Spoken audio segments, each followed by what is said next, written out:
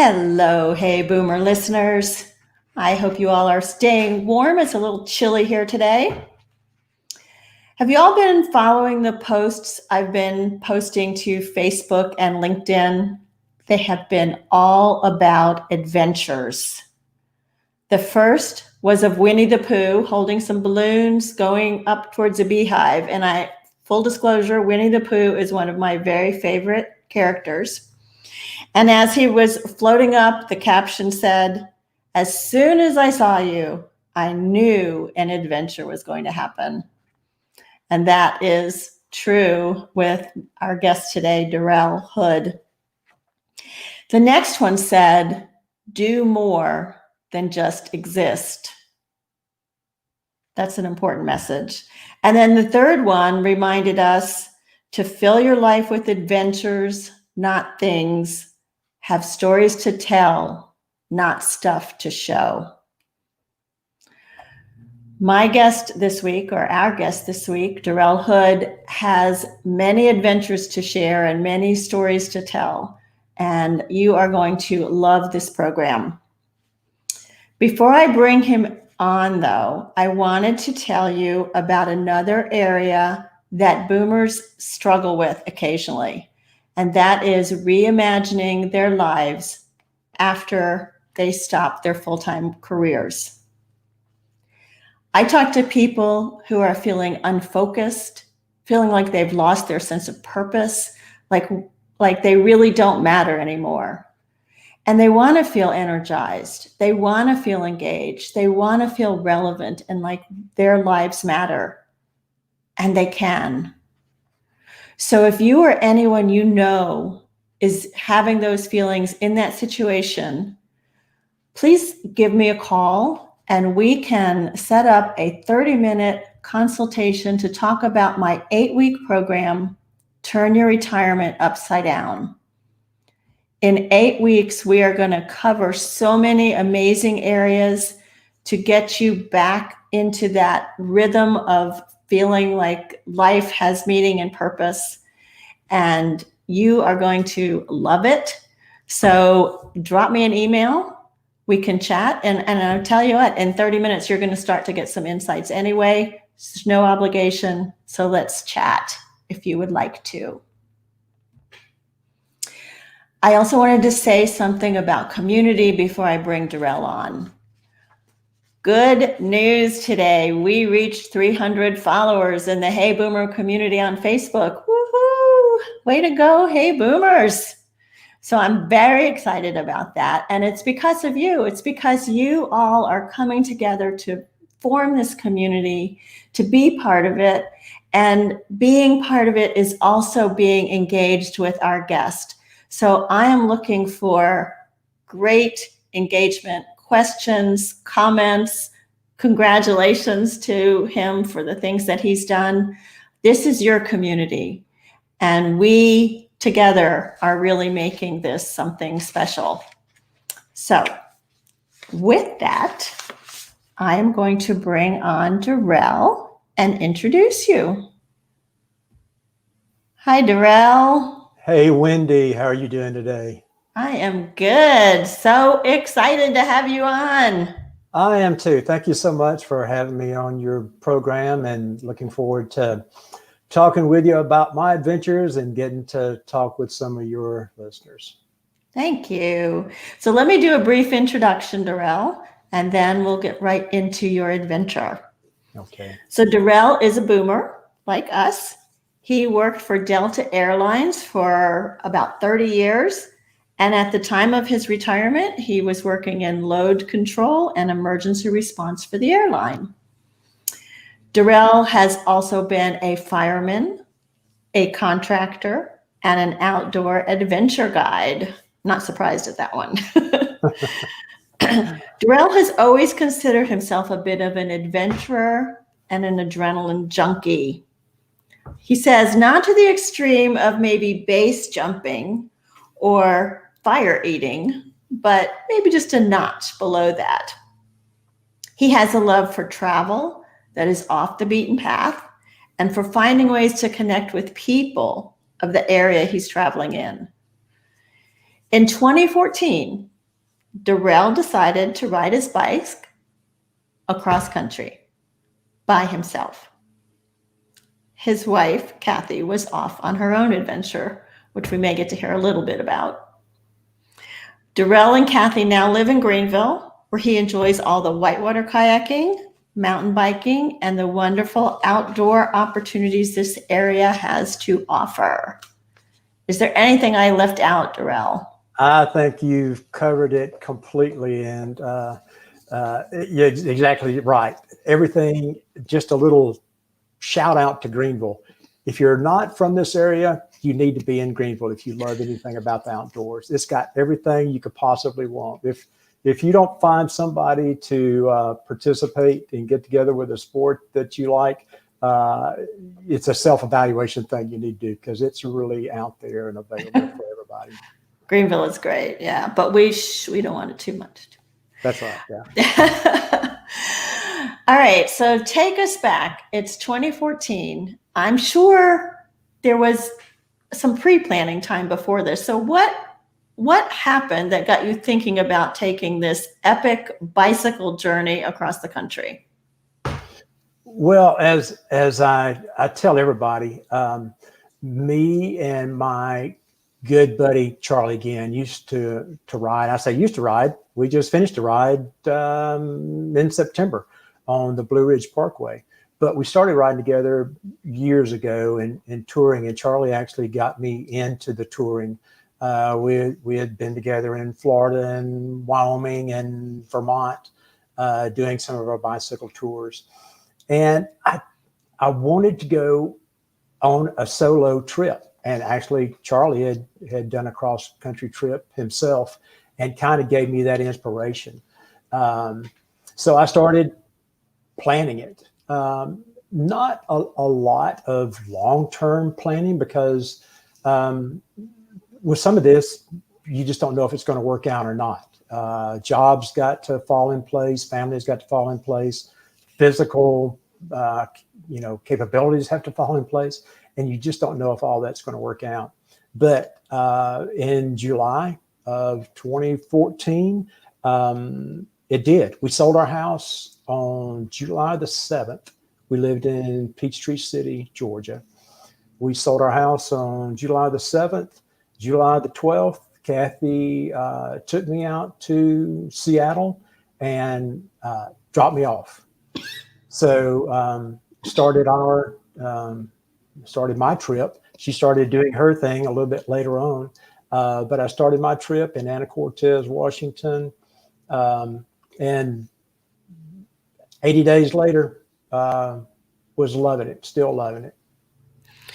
So Seattle, or outside of Seattle, why start there? The route I chose was called the Northern Tier route. It takes you mostly on the north part of the U.S., up into Canada, back and forth, back and forth. It's anything but a straight route from point A to point B. You're going south as much as you're going east or north. But one of the resources that I've used, and I'll be glad to share that with people, is the Adventure Cycle Association. They have a lot of good information out there for people that are interested in getting into bike touring. Their maps that they provide are wonderful. They keep you mostly off the busy roads, and they kind of give you a direction to go and follow. And it's been proven over the years they've been doing it that their routes are checked out and they're good, better than just trying to follow a map on Google that you don't know if you're on a 4-lane highway or how busy the road is.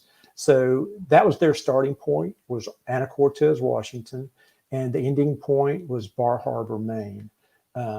In between that, I stayed with it sometimes. I didn't follow it so closely sometimes.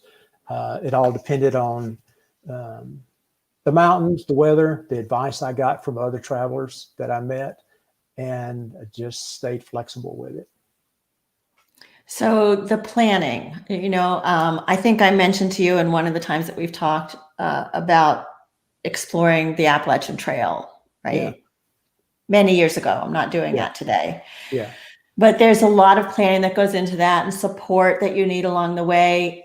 How is that when you're planning a bicycle trip across the country? Well, I think it's very important to an extent. You do need to plan. You do need to prepare your equipment. There's a lot of different options out there of what you can do when you're getting ready for a ride like this, or even a shorter version of a ride. So you need to make sure that you have the basics understood and you're comfortable with that. You know, your abilities, the equipment you've got, the areas you're going to visit or plan on visiting. But I think it's also kind of crucial that you don't get too caught up in that you remain flexible and allow things just to happen, because a lot of times when they just happen, it's really a good thing that the way it turns out. And that's been proven in my rides and my buddies' rides that I've done this with time and time again.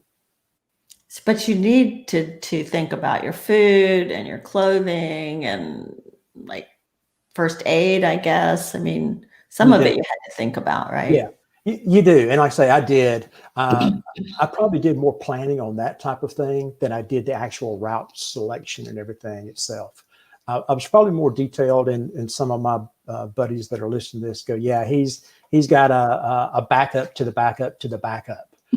And I do like to have that. I like to have something, if this breaks, I've got something else that can get me back on the road, or at least I have a way to fix it, repair it when I'm out. So yeah, the type of equipment I chose, the bike I chose, all of that, I planned that out for quite a while. And it took me a while to get all that gear together. And even after I did that, I still changed some stuff on the bike to make it more personal to me, to make it fit my style of riding and what I planned on doing on that trip. So, and what about physically? What about physically training for something like this? I mean, what was the longest ride you had taken before you planned 80 days on the road? I guess the longest ride was somewhere right around 500 miles. And several of them had been in that category. 500 miles is kind of a good trip because you don't have to plan for months. You don't have to think I've got to take off work for a month to do this trip. I can take off for 6 or 8 days and still have a pretty relaxed schedule for 500 miles. But for the training for this ride, there's an old saying, train for the ride or the ride trains you. I did as much training as I could. That's probably not totally true. I did some training. I probably could have done a lot more. It was probably on me only that I didn't train quite enough.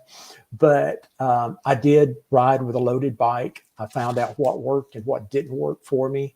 And how I needed to change those things if they didn't work.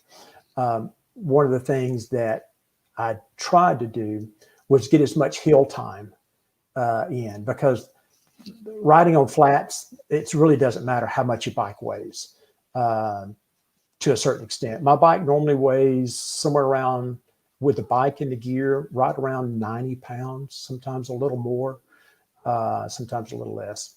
But for physical training, one thing I found out that it's easier for me to lose a little weight than it is for me to pay for the equipment that weighs a few ounces less that costs hundreds of dollars more. So I'll try to back off on the weight just a little bit or lose a little bit before a ride. It just makes it easier hauling that weight up the hills. All right. So it's day one. Kathy has dropped you off. You climb on your bike. Kind of give us a sense of what you felt as you pedaled away that first day.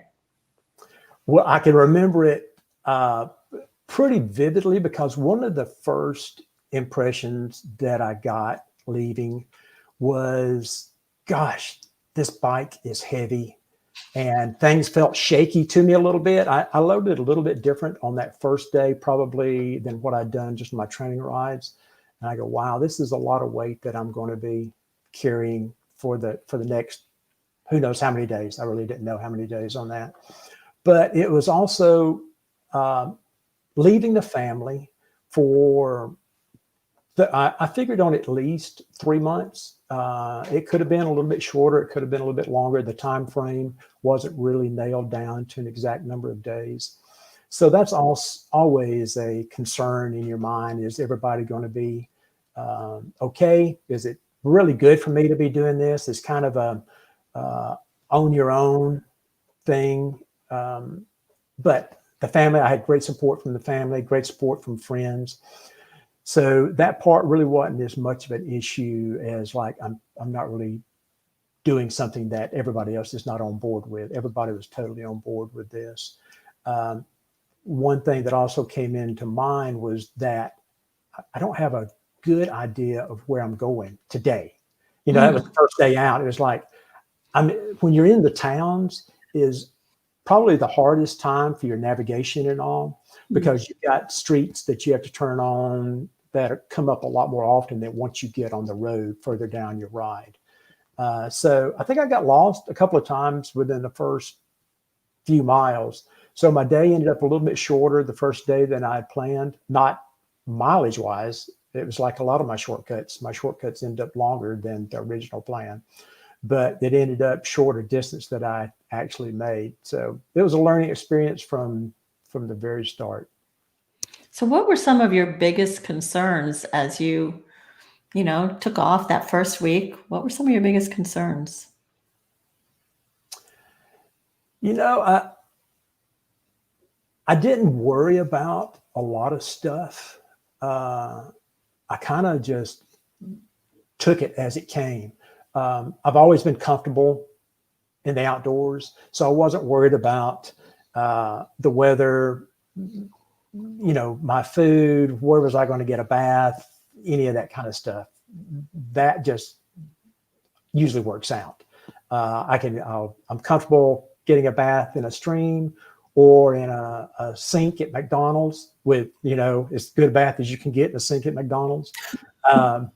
But so that kind of thing didn't really concern me as far as the big items on my mind.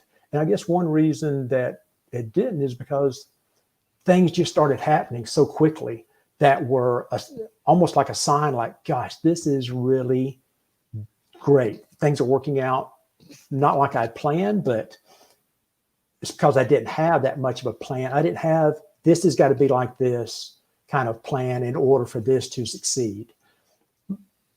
My plan was, I'm going to keep going as long as I can. I feel like I'm going to be able to complete the whole thing, but it wasn't based on this had to happen or that had to happen to make it work. So it's like you built in flexibility. Oh, definitely. Flexibility was a key part of this. That it makes it where you don't get disappointed when things don't happen exactly like they should.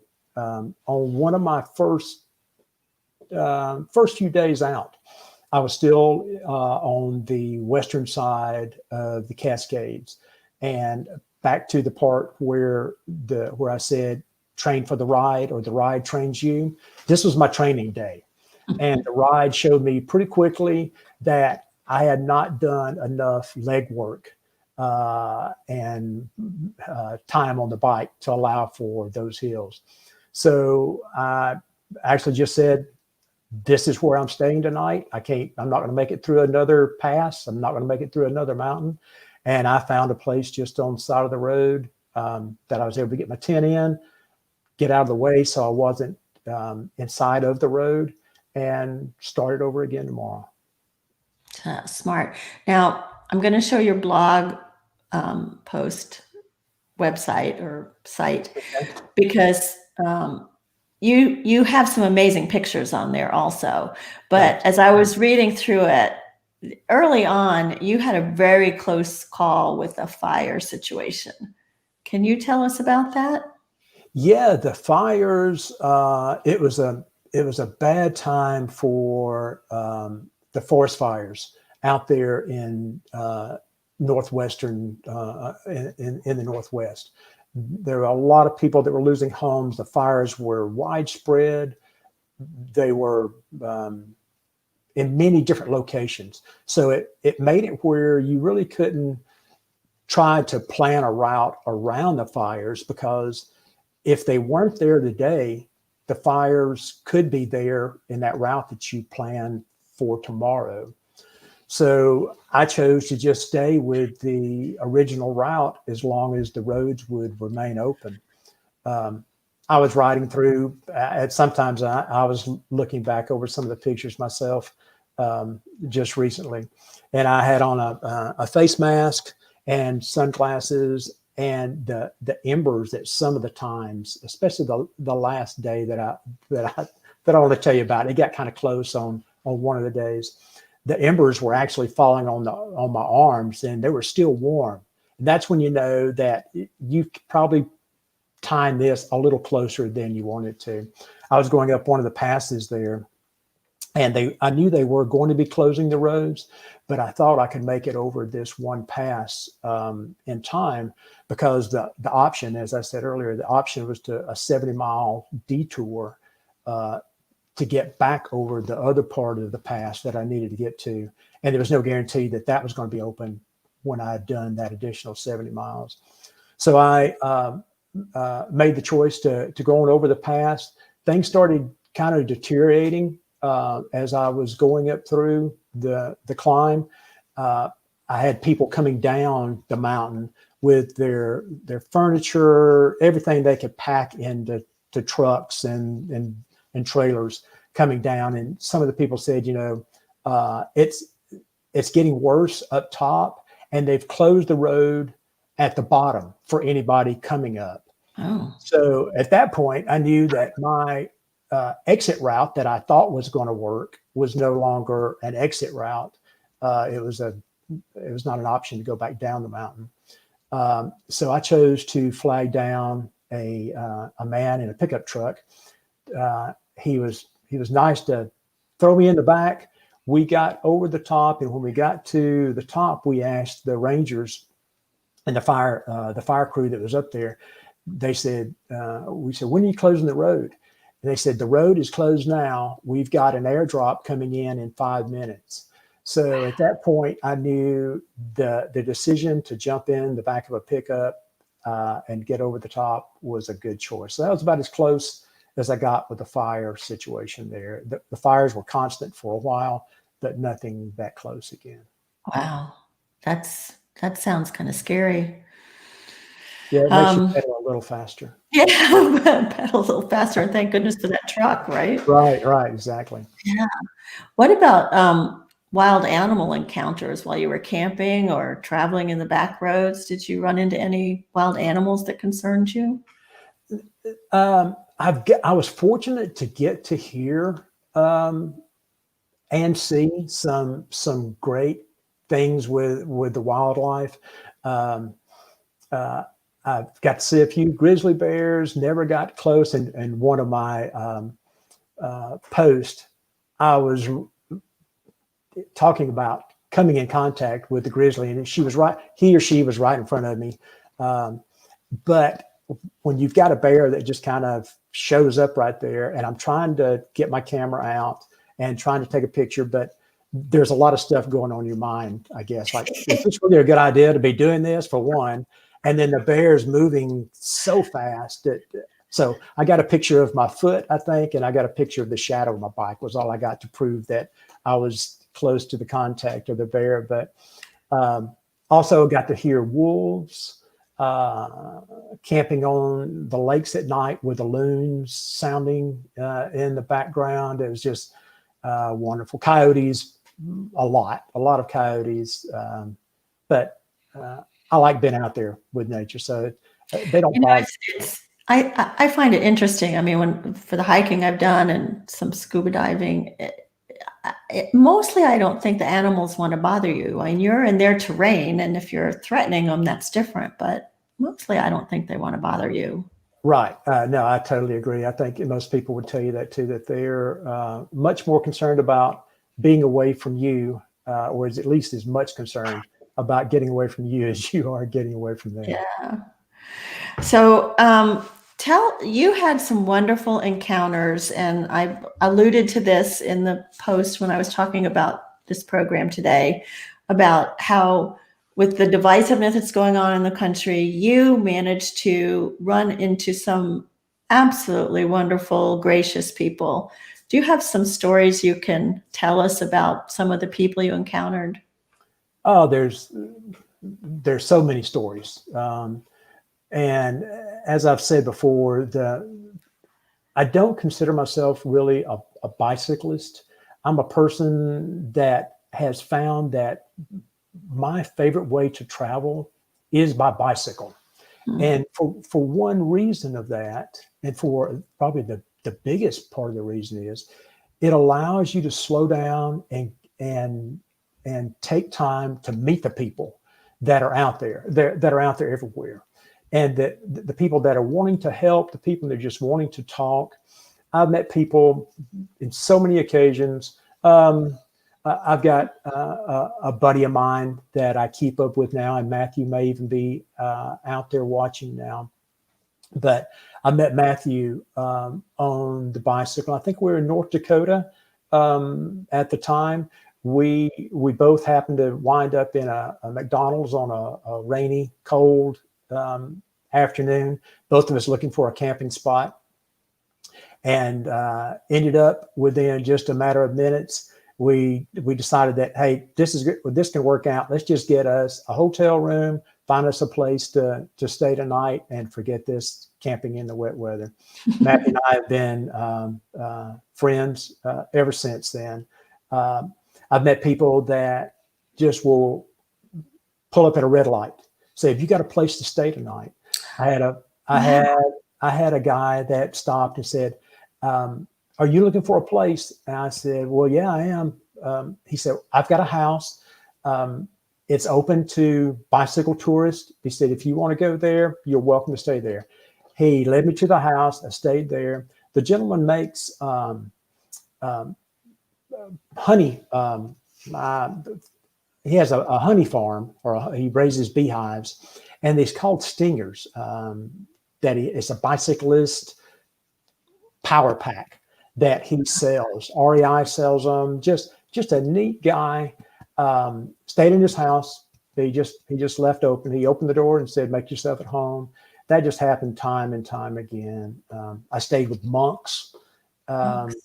That I also found that through the word of the travelers going the other way, passing me, they said, "You've got to stay in when you get to Richardson, North Dakota. You've got to stay with the monks." He said they don't advertise it. You have to just go up, start knocking on doors. And I did. One of the greatest experiences of the trip, getting to meet Father Odo, getting to sing with the monks, sit with them in the church. It was hard to describe. Just amazing. So you really had a lesson on humanity on that trip. Yeah, how great humanity really is, and how nice people really are. And especially with things that are going on today in our world and everything, you kind of get the picture that it's not like that. And I would have to totally disagree with that. The majority of people that I've come in contact with, either for just a second or for a day, it's just amazing how people are so generous and so kind and so willing to help, that have never met you before, and allow you to stay in their home with somebody. That happened many, many times. I stayed in a lot of homes that I would just meet, and they would say, "Please come stay with us. We've got extra room. We've got a basement, or you can just pitch your tent in the yard," whichever. Wow. And I think what the point you made when you were talking about it was that people are open and friendly, but you have to slow down enough to see them and to have them see you and to be able to make that connection. Yeah, exactly. We all have got such hurried lives, and I think we kind of use that as an excuse why we believe that the people aren't as friendly or the people don't want to have as much contact. But I think a lot of it's us. We're just too busy to take the time to allow it to happen. Mhm. When we slow down and allow it to happen and make ourselves open and vulnerable to people wanting to help, it changes your whole outlook on life and your fellow man and woman. Yeah, that's a great lesson to share with us. Thanks.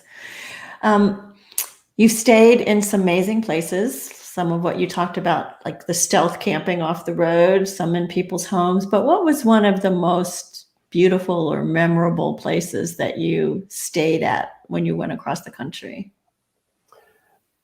Well, there were, again, so many places. I stayed in a biker barn one time, not the Harley Davidson biker barn type, but another gentleman had just dedicated part of his farm to the bicycle travelers that came through. It was everything he had in there. He had food supplied, he had showers, he had beds, he had a silo that you could sleep in if you wanted to, that he had outfitted. All of it was totally um, his own good nature and his own generosity that provided for you there. It was a wonderful place, uh, great people to meet. He was ex-Marine helicopter pilot, super nice, him and his wife. The That place was nice. The Abbey was unbelievable. There's an outfit called Warm Showers, or a group called Warm Warm Showers, showers. that allows bicyclists to it's an app you can use that allows bicyclists to connect to them through that app. I would stop in town sometimes and just send somebody a text. Hey, I'm Darrell. I'm a cyclist coming through. Do you have a place I could stay tonight? Almost always it was a yes. If it wasn't a yes, it was because we're out of town uh, Mm. and the house is locked. You can stay in the yard, you can use the hose or whatever, but it was so many great places to stay. It's hard to pick just one. Yeah, I'm sure it is. Were like national parks, state parks, were those part of the places you stayed? They were, again, part of the flexibility. I stayed a lot of times. I stayed wherever at the point I got tired. Mhm. Sometimes I would try to make a destination if it was something that I'd heard that was really a good place to stay, or a um, really good part of the country to visit a while longer. But yeah, I stayed in a lot of national parks. Some closed, some opened. I camped on sides of the road. I camped in fields, wherever it worked out, in people's yards. I stopped at one lady's house. She was working her flowers. I don't remember even what state I was in at the time, but she was working her flowers, and just said hello to her. Then after talking, I said, well, I'm looking for a place to camp. And I said, I don't see anything um, that's around here that I can find. Do you know of anything? And she said, no, not really. But she said, if you want to, you're welcome to stay in my yard.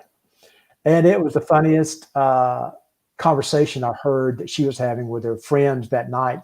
It was kind of like, you can't believe what I just did. I let this guy come pitch his tent in my yard. I didn't know him from anybody. And now he's sleeping in my front yard in his tent with his bicycle there. And I told my friends, I told my wife, I said, you ought to just be able to hear her on the phone. It's a good conversation she's had. You made her day. Yeah, it was funny. Yeah, it was good. So, Darrell, you started in Seattle. Where was your final destination? Final destination was Bar Harbor, Maine. And how many days did it take you to get there? 80 days from start to finish. Could have gone a little bit faster, but like I say, I didn't have a firm timeline. I just knew it probably sometime at the 1st of October, right around Okay. October before I made it there. So it All worked out. right. So you're gone almost 3 months. Yep. And what was Kathy doing during that time, your wife? Kathy had a rough time. She was distraught over me leaving. It was terrible. So she thought the best thing that she could do was go to Italy for 3 months. So Good for that's what her. she did. Yeah, I don't know how she ever made through the stress of me leaving like that. But she worked at a B&B for a while. She house sat in Turin, Italy, I believe, for a while. She took care of some cats in Turin, Italy, and then she worked in Sicily for a little while. So she had a great adventure of her own while I was off on the bicycle. Hers was probably a little more comfortable than most of my nights, but she had a great time. And that was one of the things, I said everything's kind of got to fall into place. It would be harder to go on a trip like mine if you're thinking, okay, somebody at home is just going to be there. They're going to be at their daily routine, 9 to 5, and you're talking about all your grand adventures that you're having on a daily basis, So it makes it much easier if you're with Kathy having her own great adventures while I was gone. It made it a good trip for both of us. Yeah. Well, good for you, Kathy. I'm sure you had a great time too. Struggled through that. Yeah, it was tough. Yeah, I know, right? So somehow you communicated with her to let her know when you were going to be in Maine. What was that like to finally reach the end of this trip? It was, I think, probably like any trip like this would be. It's bittersweet. You're looking forward to the end. You're looking forward to being back with family. But it's so different when you're out on the road that when all you've got to do is eat, sleep, and ride. That's really about all that's on your mind. Your mind has the time to go everywhere, but all you've really got to do is eat, sleep, and ride. So when you come back to the real world, or whatever you want to call it, it's a different mindset that you have to put yourself back in. It was awesome to get back with my wife again and for us to start planning our travels together again. But at the same time, it was a little bit sad to think that, okay, this journey that I've enjoyed so much for the last 80 days is coming to an end tomorrow. And it was such a great adventure and such a wonderful life experience that you still find it kind of hard for that kind of thing to end. Yeah, I bet. How would you say this journey changed you, Darrell? Or did it? I think so. And what I've been told by family members, and I think it's true, is that it really mellowed me out even more. I think I'm a fairly mellow guy anyway, but they said it's really mellowed me out, make it where I don't feel such a burden to have things always work out right, because in the end, it still kind of works out right. And I don't get too concerned about the little things that just need to be worked around or worked through. I'm very fortunate to have a great family, great friends, and a faith that allows me to understand that sometimes you just have to deal with what's going on, and things will get better. Well, it's a very Zen statement. You said, eat, sleep, ride, repeat. Yeah, exactly. And it's a great weight loss program. So I think I kept saying I was going to write a book, how to eat anything that doesn't get out of your way and still lose weight. And all you got to do is ride 80, 90 miles a day, and it can happen. I want to share some of the comments that we've had. Sure. A friend of yours, Derek Lawhorn, is on, and he says, I tried to get you to come visit for the mountain training, old buddy. Yeah, he did. And I never could keep up with him. He's a great friend, and he's amazing. One of our boomers, Doris, says that she has 3 brothers and 1 sister-in-law who have made the trip from east to west. Wow. Yeah, so she That's didn't nice. go with them, but Yeah. is lot of there a people out there difference do it. going east to west or west to east like you did? Supposedly the winds, I don't know if there's really too much of a difference. But supposedly the winds tend to blow more west to east on a general consensus. There were days and weeks where I totally disregarded that theory completely. But I think if there's a difference, that's kind of what people would base that on. Yeah. So you had the wind at your back more potentially going west to east. Yeah, that was the potential. Like I say, I'm not sure if that held up. So it's true. True. And maybe it was me just whining, feeling like the wind was always at my face, but it seemed like the wind did not stay at my back as much as I planned. And because of your comment about running across so many kind people, June says there's an old story that you find the kind of people you are, kind people when you are kind. Well, I think that's probably true. And I think it kind of goes back to my statement about making yourself approachable, making yourself vulnerable. And, you're not too intimidating when you're an old guy on a 90-pound bicycle, and just riding through town. It's not like you're going to walk off with a widescreen TV or anything. So people want to, they'll come up and talk to you. I tell everybody it's like having a puppy everywhere you go. So you kind of make yourself, it just lends to being approachable and getting to enjoy talking to people. So Darrell, I have to ask, do you have any big adventures planned for any time in the near future? I do have one planned, big adventure. And I kind of want to touch on this just a little bit, that the adventures can come in small packages and still be a big adventure. You don't have to do a cross-country ride for 80 days for it to be a big adventure. Matter of fact, if you kind of look at, if you get a chance to look through the blog, you'll see that I talk about what each day had, how many great experiences. So if you just want to consider that was a short trip, you got a great epic adventure in a 1 week's time or a 3 days time. But when my buddy Charlie and I were talking about our last ride, we decided to do the Blue Ridge Parkway. But we also looked at doing the North Carolina Outer Banks, which is about another 500-mile loop trip. I think I may try to do that. Like I say, it's a smaller trip. It's closer to home.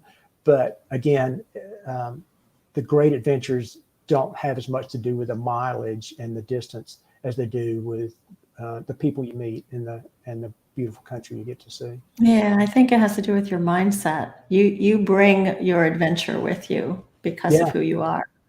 Yeah. I think so. So I always like to ask my guests if there's 1 or 2 takeaways that you would like to leave the Hey Boomer community with. Yeah, and I thought about that, and I think there's some good takeaways from a journey like this, and maybe not just necessarily a journey like this, but from what I've kind of learned along the years. And I wrote them down, so I apologize for reading here, but don't get so focused on the grand once in a lifetime trip. As I said, the small trips are just as great, and they take less planning. So in reality, you do have to plan longer. For the longer the trip is, the more planning there is involved. Look at taking, especially if you're just getting into bicycle travel, look at taking short trips. It allows you to find out if it's really what you want to do, less planning involved, and less less time you have to spend away from home. So it makes it easier for something like that. Don't overthink the situation. And that could be with a bicycle trip like this, or anything. Some of my kayaking buddies, one of their favorite terms is you think long, you think wrong. And it may apply more to something like running a rapid than it does life in general.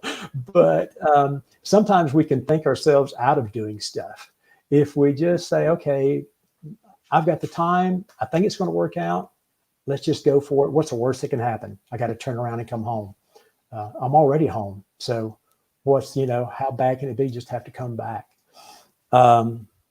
It's something we've discussed earlier, though, but allow yourself to be approachable, slow down,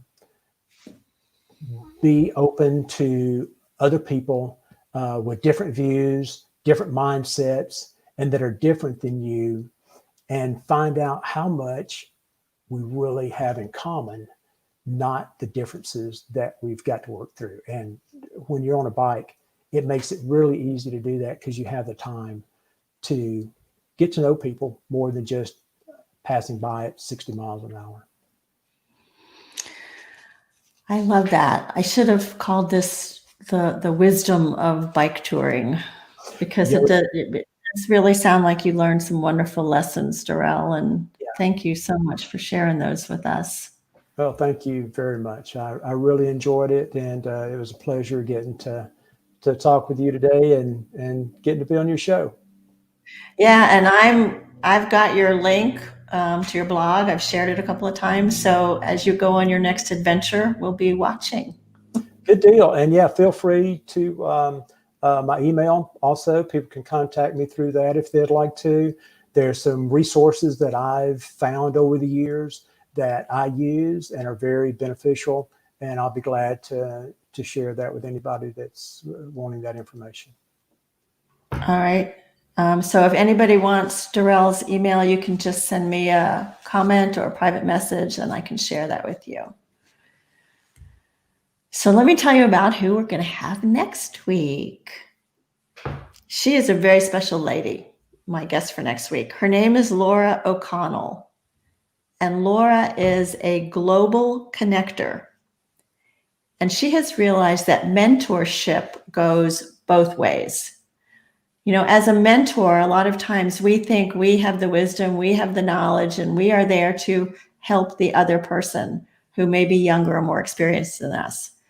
But Laura has found that reverse mentorship is equally as powerful. And learning from your mentee and someone younger, as we all know when we're trying to learn how to use our cell phones or things like that. You ask a kid and they're going to show you right away. So we're going to talk about reverse mentorship. Laura works with a lot of international students, helping them transition as they come here to the States for school and working with them and their families. So it should be a really interesting conversation. Just wanted to remind you that if you do have any questions or you want to talk about what comes next after the full-time career, drop me an email at wendy@heyboomer.biz and we can chat about that.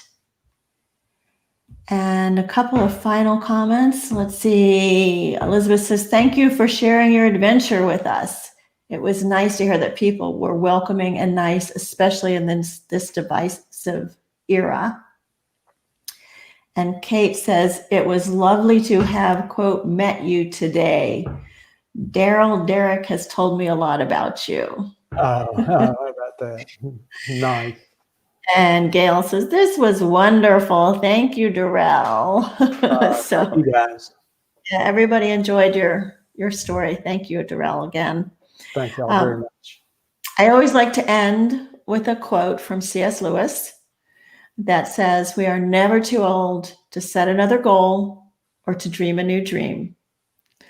So please join me again next week and let's keep dreaming together Let's keep setting our sights out onto the horizon and learning and sharing. I am so grateful for all of you. Thank you so much for joining us today, and I will see you next week.